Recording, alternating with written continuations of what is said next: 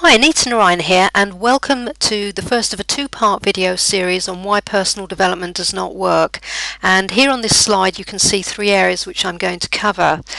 Now, recently I hosted a show on Spirit Quest Radio to discuss why personal development doesn't work for so many people, more importantly how to reverse that trend. And one of the reasons that personal development fails for so many people is that they are not emotionally ready to embrace a process that's very much a journey rather than a one-time event. You've probably heard of the phrase, when the student is ready, the teacher appears, and do you know what? That's so true for our lives. We will only embrace change when we are ready to do so. And I'm talking about our state of emotional and mental readiness here. And you know, here's the deal. Personal development does not lend itself to the "I'll try anything once" mentality, and yet so many have this attitude and thinking when it comes to personal growth, and then wonder why personal transformation doesn't take place. You see, it doesn't work with a quick fix mentality because it's a process that reaps results over time with consistent application.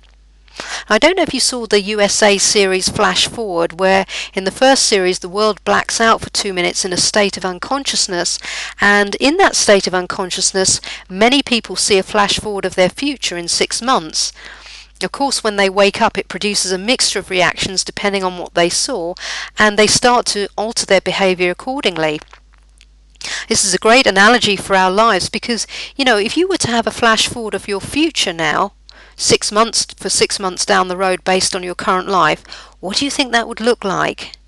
And more importantly, would you like what you saw, or would it be a future that you would be afraid to own? So what are you ready for? Now, the other reason why personal development doesn't produce results for so many people is down to what I call poor processing, and this covers points 2 and 3 on the slide. Now, what do I mean by that?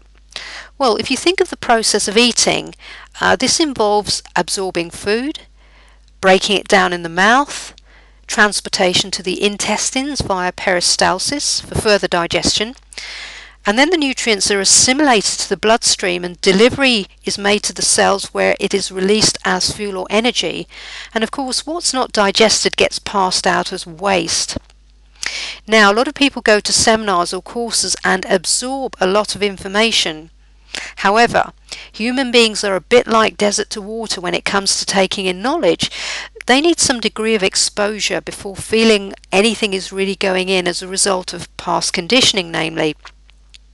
Now, if the format of the presentation is not what I call multisensory in nature, it reduces the degree to which we absorb information because we tend to process information through our 6 senses and not just 1 or 2 modes, and most presentations are only done in about a couple of modes.